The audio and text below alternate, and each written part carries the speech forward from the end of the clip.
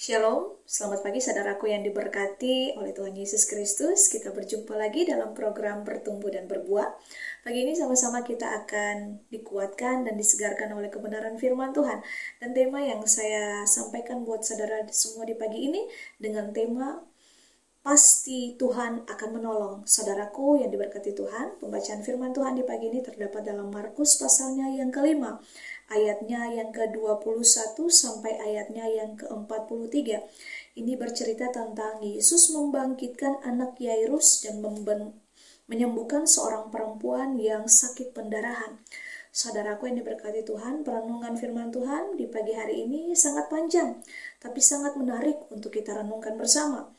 Penginjil Markus ini memulai perikop dengan kisah Yairus. Dia seorang kepala rumah ibadah yang meminta pertolongan kepada Yesus dengan iman yang sangat besar bagi anaknya yang sedang sakit parah.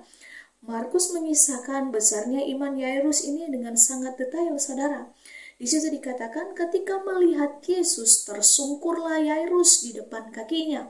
Saudara yang diberkati Tuhan, hanya orang yang sungguh-sungguh mengimani Yesus yang rela tersungkur di depan kaki Yesus. Dan Yairus melakukan hal itu, saudara. Tidak cukup sampai di situ.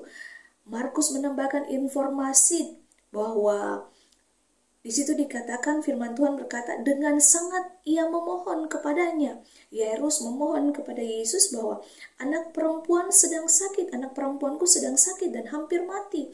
Datanglah kiranya dan letakkanlah tanganmu atasnya supaya ia selamat dan tetap hidup. Wow, betapa sungguh luar biasa iman Yairus ini, saudara, seorang kepala rumah ibadat ini. Dan meskipun tidak ada harapan, Yairus ini tetap percaya bahwa anaknya akan sembuh. Dan dia tetap berharap kepada kuasa Yesus. Iman Yairus pun tidak sia-sia, saudara. Anaknya yang sempat mati dihidupkan kembali oleh Yesus. Nah, di tengah kisah Yairus ini yang meminta kepada Yesus untuk menyembuhkan anaknya yang hampir mati itu, kita Markus juga menyelipkan kisah mujizat Yesus yang dikisahkan, yaitu kesembuhan wanita yang sudah 12 tahun dia mengalami pendarahan. Markus melaporkan bahwa perempuan ini dalam kitab Markus ini, Injil Markus pasalnya yang ke-5 ini, di situ dikatakan bahwa perempuan ini sudah diobati oleh berbagai tabib sampai habis semua yang ada padanya, namun sama sekali tidak ada faedahnya, malah sebaliknya keadaannya makin memburuk. Namun berkat iman seorang perempuan yang sakit pendarahan ini kepada Yesus bahwa ia akan sembuh, ketika menyentuh jubahnya Yesus, terjadilah padanya seperti apa yang dia imani. Wanita itu pun menjadi sembuh dan dia ditahirkan oleh Yesus. Dari dua kisah ini, saudara, kita dapat menarik pesan bagi kehidupan kita bahwa kadang-kadang dalam kehidupan ini kita berjumpa dengan situasi yang sulit, yang seolah-olah tidak ada harapan lagi untuk kita berharap. Dan dalam situasi ini mari kita belajar dari Yairus dan perempuan yang dikisahkan ini, yang sakit pendarahan ini. Kita mau datang kepada Yesus, meminta pertolongan kepadanya untuk menyelesaikan masalah yang sedang kita hadapi. Jangan kita memakai kekuatan kita, mengandalkan diri kita. Saat kita sakit keras, mungkin kita tidak langsung mendapat mujizat kesembuhan. Saat kita mengalami masalah berat, mungkin Tuhan tidak langsung memberikan solusi seperti yang kita pikirkan. Yang pasti Tuhan akan menolong kita dengan cara lain yang membuat kita tidak kehilangan harapan.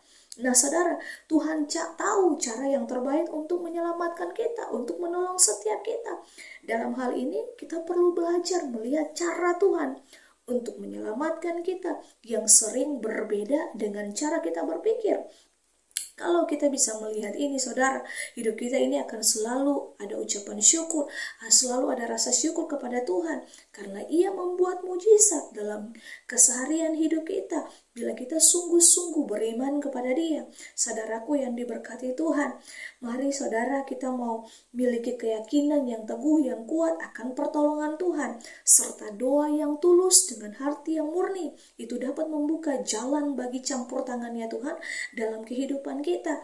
Kita mau belajar berserah dalam menghadapi setiap masalah yang saat ini kita sementara hadapi. Penting untuk kita berserah kepada kehendak Tuhan dan biarkan kedaulatan Tuhan bekerja atas kehidupan kita, atas masalah yang sementara kita hadapi, dan tetap kita berpengharapan atas pertolongan Tuhan. Saudara, dari perenungan firman Tuhan di pagi ini mengajak kita untuk kita tidak harus untuk menyerah, dan ini mengajarkan kita juga untuk tidak berputus asa dalam menghadapi kesulitan, karena Tuhan selalu ada untuk menolong, menguatkan, bahkan memberikan kita jalan keluar. Mari kita mau sungguh-sungguh berharap kepada Tuhan. Ketika kita menyerahkan seluruh pergumulan hidup kita kepada Tuhan, maka Ia akan bertindak dan Dia akan bekerja. Kita mau sungguh-sungguh berharap kepada Kristus, kepada kekuatan kuasa-Nya, karena kita tahu kita punya Tuhan Yesus yang hidup, kuasa-Nya tak terbatas. Jangan membatasi kuasa-Nya, biarkan Dia bekerja dalam setiap kehidupan kita. Tuhan Yesus memberkati. Immanuel.